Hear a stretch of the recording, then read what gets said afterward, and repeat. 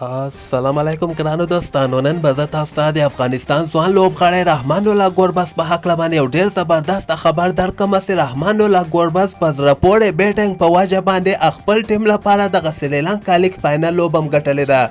که تاسو هم ورباندې خوشحاله سوي یاستئ دغه ویډیو هم در سره حتما لایک کړئ او لاندې په کامنټ کې ګوربز زنده‌باد هم در سره ولیکئ. زه به تاسو ته وایم چې نن په سریلانکا لیګ کې دغه فاینل لوبه ترسره شوله چې دغه د جافنا کینګز ټیم چې کوم ده دغه کې ګوربز هم لوبه ترسره کړي. هغو د ګیل ګلیډیټر ټیم چې کوم ده کوم کې چې ورته نور احمد هم پخوا وخت کې لوبه ترسره کړې وله.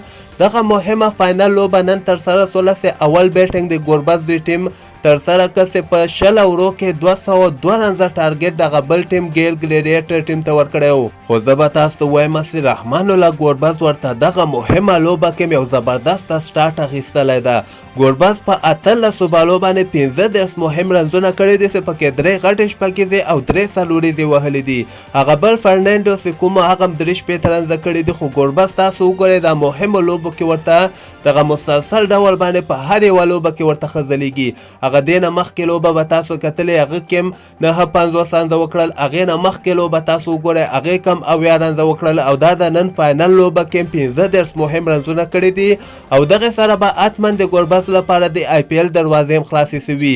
خو دغه لوبه کې که موږ وګورو ټوم کولر هغه بیا 50 رنزه کړي دي او بل طرف ته دغه ګیل ګلیډیټر ټیم چې کوم ده د نور احمد دوی ټیم دوی بیا 23 رنزو باندې دغه لوبه بایللې ده. 188 پورې دغه رنزونه رسولي دي او ټول اورونه بیا ختم سوي دي. 9 لوبغاړي هم د دوی اوټ سوي دي.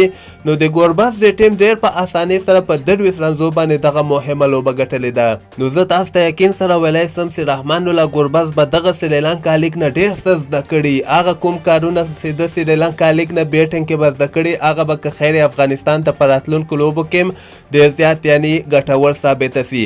او بل طرف ته به زه تاسو ته وایم چې د آی پی ایل ټیمونه دا واره بیا ښه خبر ده چې لس ټیمونه دي او دلته امکان شته د اوس د ګوربز 50% چانس ده چې د آی پی ایل کوم ټیم له خوا نه واخیستل سي.